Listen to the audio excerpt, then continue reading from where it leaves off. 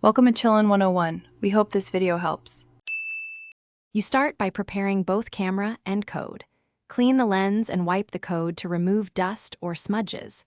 Open your camera app or a dedicated QR scanner and make sure autofocus is enabled and the phone is set to its highest resolution.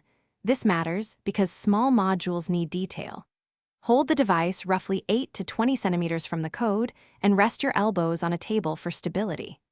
Once aligned, tap the screen to focus so the tiny squares resolve clearly. Now refine focus and lighting so the code's modules are legible. Move to diffused, even light. If reflections hit a glossy label, tilt the phone slightly to change the angle and reduce glare. If your camera struggles, enable macro mode or switch to manual focus and slowly adjust until the grid becomes crisp. Use optical zoom or step closer instead of heavy digital zoom. Digital zoom can soften edges and break the code.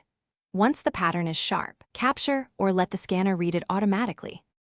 Finish by verifying the decoded result. Look at the URL or text before tapping it, because small codes can misread.